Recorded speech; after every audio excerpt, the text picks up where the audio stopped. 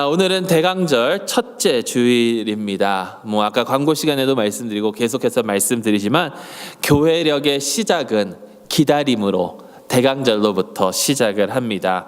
대강 혹은 대림은 아까 그 촛불을 켤 때 박 장로님이 읽으셨던 것처럼 기다림이라는 그런 의미가 있고요.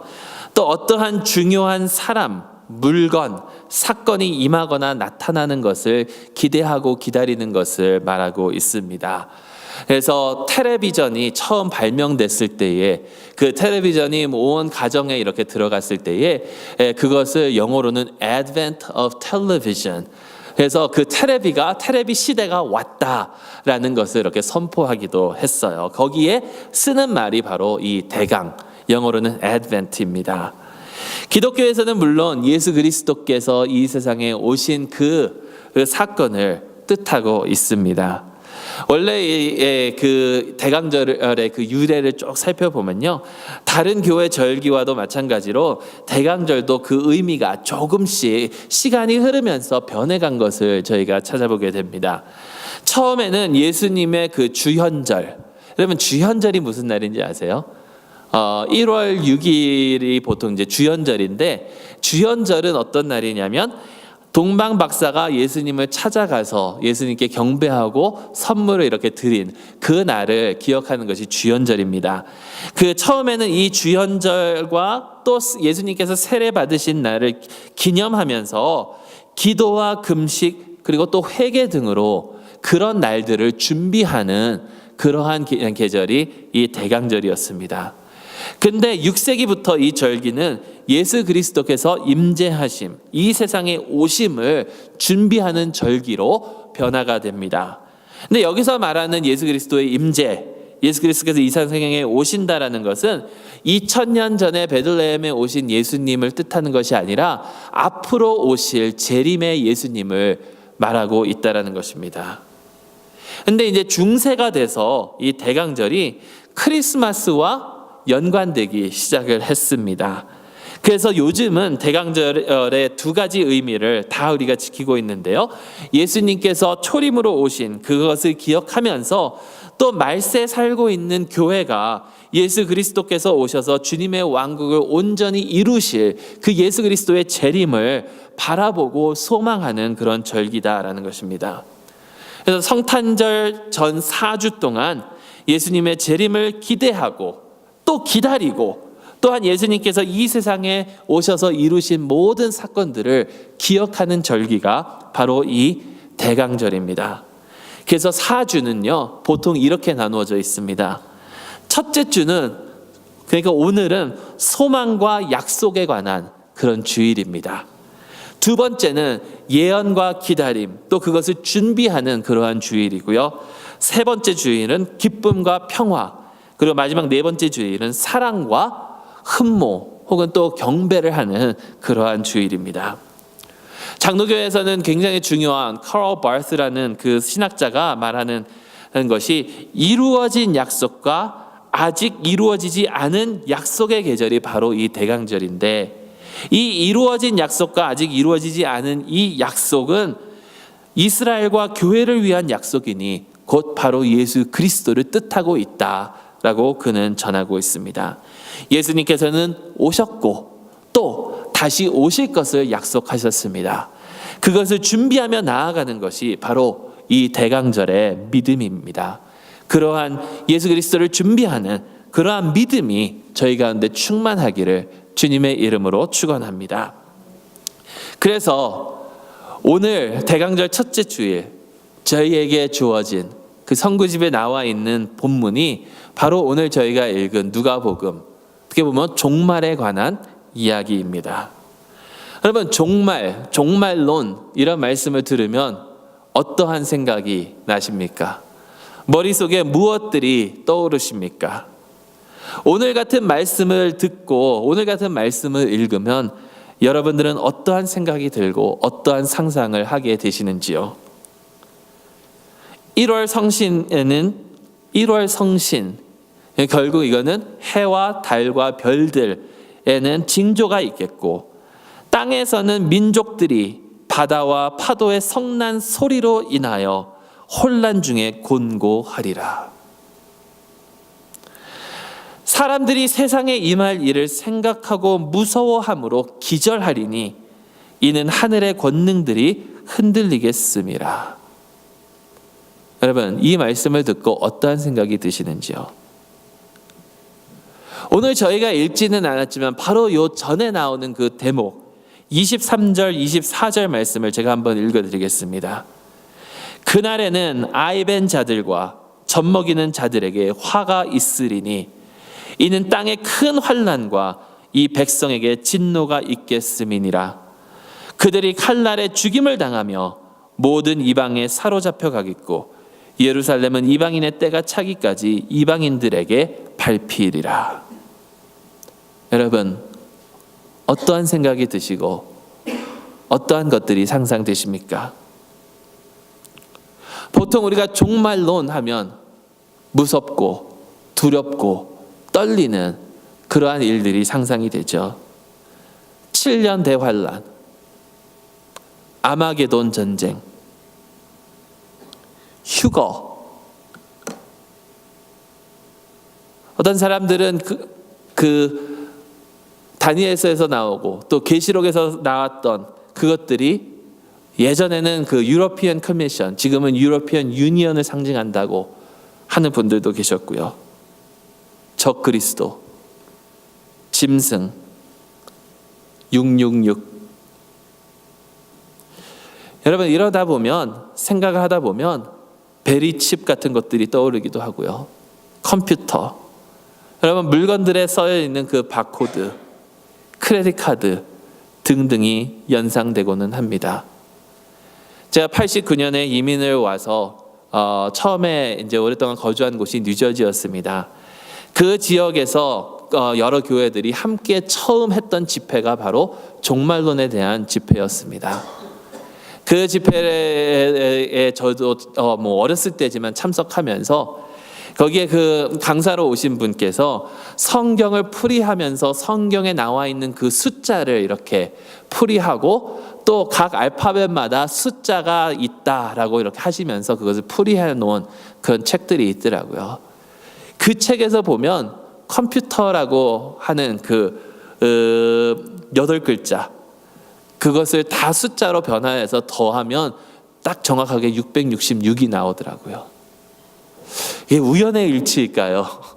근데 여러분, 666이라는 그 숫자를 들으면 괜히 기분이 나쁘고, 제가 대학교 때 이제 다음 학기 등록을 할 때, 다음 학기 무슨 수업을 들을지 등록을 할 때 매번마다 그 비밀번호가 학교에서 새로 나옵니다. 4자리 숫자 비밀번호를 이제 전화를 걸어서 그 비밀번호를 넣고 이제 학교 수업 번호를 이렇게 넣어야 되는데, 그때 저에게 주어졌던 숫자가 6660이었어요. 기분이 굉장히 안 좋더라고요. 여러분, 어떤 생각이 드십니까? 두려우신가요? 과연 견딜 수 있을까? 아까 말씀드렸던 그 집회에서 그 강사분이 주장하셨던 것은 우리가 소위 말하는 전천년설이고, 그분이 말씀하신 것은 모든 성도들이 7년 대환란을 통과하고 나아가야 된다. 그 전에 7년 대환란이 있기 전에 휴거되는 것이 아니라 모든 성도들이 7년 대환란을 통과하고 나아가야 된다라는 것이었습니다. 그렇게 할 수 있을까? 내가 과연 믿음을 지켜낼 수 있을까? 이 세상이 이렇게 우리를 핍박을 하고 기독교인들을 괴롭히면 그 가운데서 내가 견디면서 내 신앙을 지킬 수 있을까? 하나님께서는 피난처를 예비해 주신다라고 하셨는데 그 피난처는 과연 어디인가? 전에도 말씀드렸지만 그것을 고민하다가 어떤 분들은 어느 동굴에 가보니까 요한계시록에 나오는 14만 4천 명이 들어갈 수 있는 그런 동굴을 발견하고 거기에 지금도 비상식량을 가져다 놓고 있다라고 합니다. 여러분, 오늘 말씀에 보면 조심하라, 기도하며 깨어 있으라 말씀하시는데 과연 내가 이렇게 할 수 있을까? 저는 사실 개인적으로는 무천년설을 믿는 그런 사람입니다. 궁금하시면 따로 저에게 물어보시면 설명을 드리도록 하겠습니다. 그런데 여기서 중요한 것은요, 왜 대강절을 시작하면서 이러한 말씀을 저희에게 주셨을까? 대강절을 시작하면서 물론 예수 그리스도의 재림을 우리가 준비하면서 나아가야 되는데 왜 이러한 말씀을 저희에게 허락하여 주셨을까? 여러분, 오늘 선구집에 선택한 다른 말씀들을 제가 한번 읽어드리도록 하겠습니다. 구약의 말씀은 예레미야서 33장 14절에서 16절 말씀입니다. 여호와의 말씀이니라. 보라, 내가 이스라엘 집과 유다 집에 대하여 일러준 선한 말을 성취할 날이 이르리라. 그날 그때에 내가 다윗에게서 한 공의로운 가지가 나게 하리니 그가 이 땅의 정의와 공의를 실행할 것이라. 그날에 유다가 구원을 받겠고 예루살렘이 안전히 살 것이며 이 성은 여호와는 우리의 의라는 이름을 얻으리라.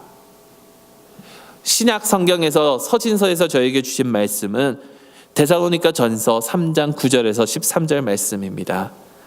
우리가 우리 하나님 앞에서 너희로 말미암아 모든 기쁨으로 기뻐하니 너희를 위하여 능히 어떠한 감사로 하나님께 보답할까 주야로 심히 간구함은 너희 얼굴을 보고 너희 믿음이 부족한 것을 보충하게 하려 함이라.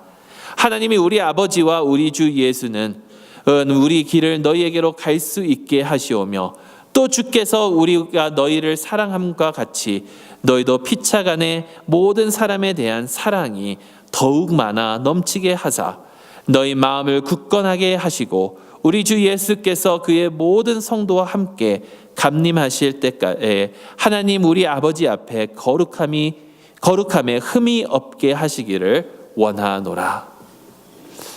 여러분, 무슨 말씀들인가요? 예레미야서에서 나오는 말씀은 하나님의 약속, 하나님의 말씀이 성취될 날이 반드시 온다라는 말씀입니다. 정의, 공의가 이루어질 것이고 예루살렘이 안전하여질 것인데 그러기 위해서는 거기에 한 새싹을, 새 가지를 나게 하리라라고 하셨습니다. 바울은 데살로니가 교회에게 사랑과 감사를 표하면서 그리스도의 공동체가 얼마나 중요하고 또한 서로에게 생명을 불어주고 또 격려하는 그런 역할을 하는지를 보여주고 있습니다. 여러분, 여기에는 두려움이 없고 오직 하나님과 함께 그리고 또 서로와 함께됨을 소망하고 있는 그러한 내용이다라는 것입니다. 그리고 오늘 본문으로 돌아와서 누가복음 말씀, 예수 그리스도의 재림의 때와 또 무화과 나무의 교훈과 기도하고 깨어 있으라는 그런 권면의 말씀을 우리가 생각을 해보면 이 말씀은 우리가 그러한 날들을 바라보면서 두렵고 떨라라는 그 말씀이 아니라 하나님의 나라의 임재가 가까이 왔으니 기쁨으로 기대하고 소망하고 준비하고 있으라라는 그 말씀이라는 것이죠. 여러분, 이 세상의 어려움, 풍랑, 무질서, 혼란들, 이 세상뿐만이 아니라 내 개인의 삶 가운데 있는 그런 혼란스러운 일들, 어려운 일들, 핍박들, 여러분, 여기에서 예수님께서는 일어나 머리를 들라 너희 속량이 가까웠느니라 라고 말씀하고 계신다는 것입니다. 너희 구원이 가까이 왔다라는 것입니다. 새 생명의 시작입니다. 무화과 나무와 모든 나무들, 싹이 나면 여름이 가까운 줄을 알라. 어떤 사람들은요, 이것이 이스라엘의 독립을 뜻한다고 이야기합니다. 왜냐하면 무화과 나무가 이스라엘을 뜻하기로 많이 비유가 됐기 때문에. 근데 여기는 무화과 나무뿐만이 아니라 모든 나무들이라고 했습니다. 여러분, 여름은 겨울에서 멉니다. 지금 저희는 겨울을 접하고 있죠. 겨울이 오고 있습니다. 이번 주 내내 수요일 빼고는 40도를 넘지가 않는다고 그러더라고요. 추운 날들, 정말 어떤 것들도 살아갈 수 없는 그러한 날들이 겨울인데 여러분, 새 생명을 이것은 뜻하고 있다라는 것입니다. 싹이 나면 여름이 가까운 줄을 알라라는 것은 새 생명을 뜻하고 있고 새 가지가 난다라고 했습니다. 다윗의 씨에서 새 가지가 난다라고 하셨습니다. 공의의 가지. 하나님께서 정의와 공의로 다스리는 그 날이 지금 다가오고 있다라는 것입니다. 그러니 오늘의 말씀은 낙심하지 말고 혼돈되지 말아라. 이 세상의 악 때문에 흔들리지 말고 이 세상 때문에 염려하고 마음이 둔하여지지 말고, 여러분, 이 세상의 거짓들은 없어지겠지만 하나님의 말씀은 없어지지 아니하고 반드시 온다라는 것을 오늘 말씀이 저희에게 가르쳐주고 있다라는 것이죠. 여러분, 이 세상의 거짓이 얼마나 많습니까? 제가 전에, 아주 오래전에, 너무 오래전이긴 한데 어느 연극을 하나 본 것이 있습니다. 근데 그 연극이 어느 한 자매의 삶을 다룬 연극이에요.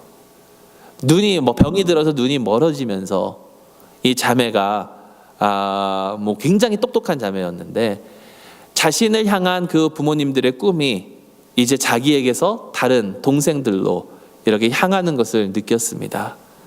그래서 이를 악물고 공부를 해서 버클리대 석사 과정을 수석으로 졸업을 합니다. 그러면서 박사 과정을 준비하는데 그동안 버클리에 와서 공부를 하면서 예수님을 만나고 자기의 삶을 예수님께 한 미랄로 바치도록 이렇게 다짐을 합니다. 그때 장애인의 달을 맞이해서 이 여인을 취재하려고 하는 기자를 만나는데 그 기자는 예수님을 믿지 않는 사람입니다. 계속해서 예수님의 사랑을 나누고 그는 거부하고, 그럼에도 불구하고 계속해서 사랑을 나누다가 이제는 어떤 한 계기를 통해서 이 사랑이 그 기자에게 들어갈 듯한 그런 마음이 열리는 듯한 그러한 모습을 발견하게 됩니다.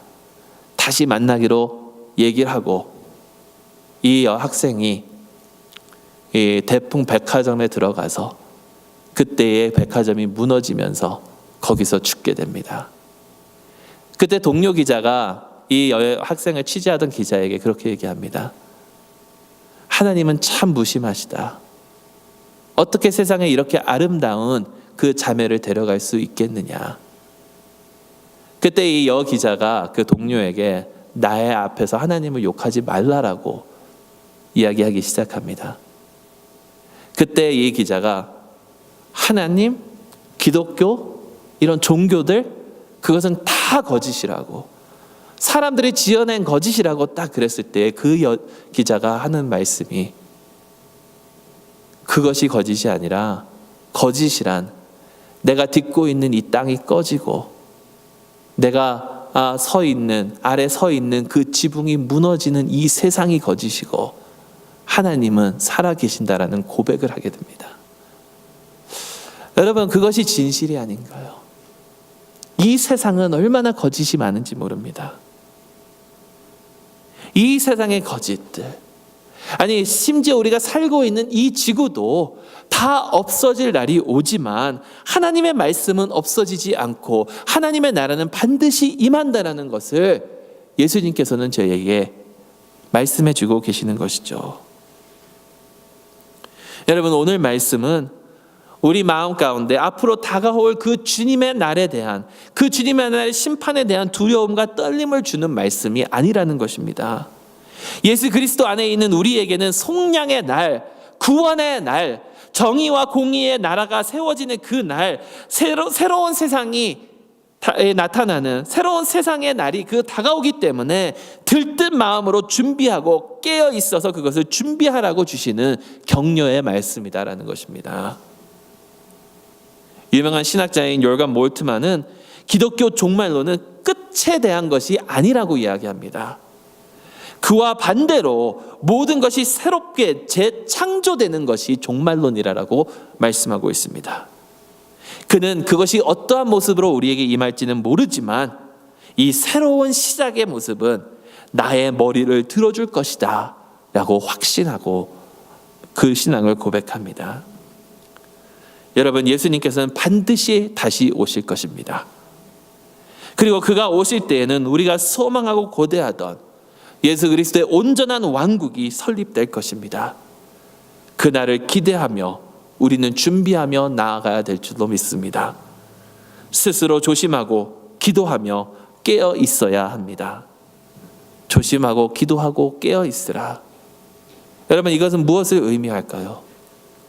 저는요, 이 말씀이 이 악한 세상으로부터 나 자신을 경계하고 또 조심하며 나아가야 된다는 것이라고 생각을 합니다.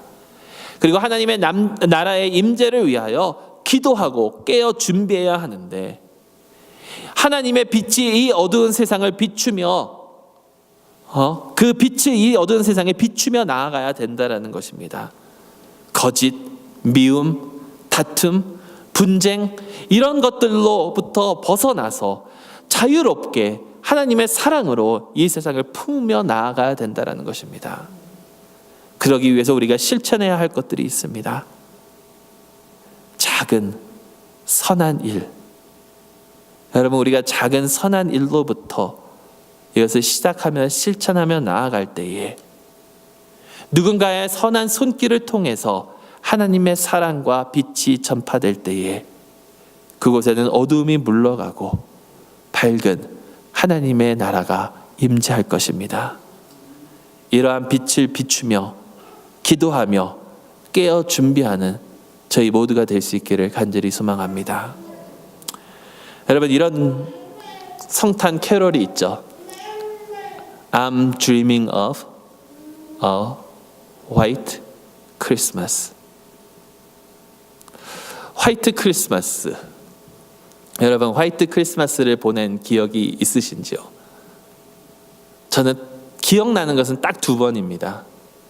제가 대학교 4학년 때 저희 아버지께서 맥칼렌이라는 그 멕시코 국경에서 한 20분 정도 되는 그 텍사스 도시에서 사역을 하고 계셨는데, 성탄절이 돼서 성탄절 방학 때문에 그곳에 이제 내려갔습니다.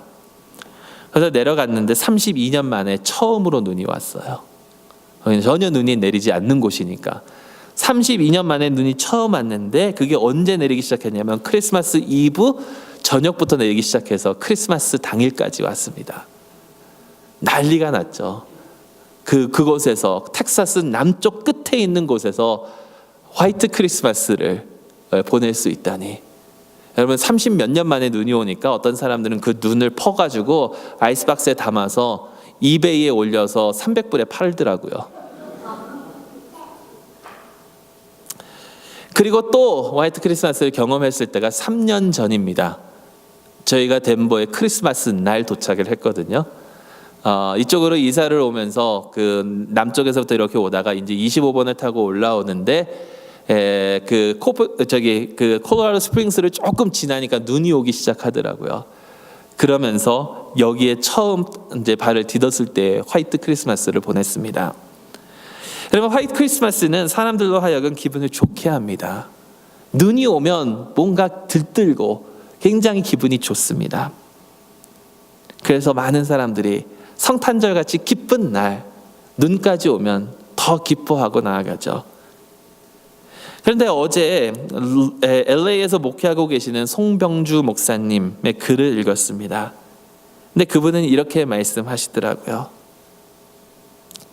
성탄절에는 눈이 와야 하는 것이 아니라 빛이 비춰져야 한다.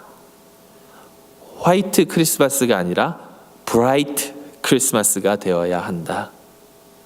불꽃놀이가 가득한 밤이 아니라 은은한 은하수가 흐르는 밤이 되어야 한다. 여러분, 우리의 삶 가운데 예수 그리스도의 참 빛이 오셔서 그 빛을 우리가 나누며 주님의 구원의 날을 소망하는 저희 모두가 될 수 있기를 바랍니다. May all your Christmases be bright. 기도하겠습니다.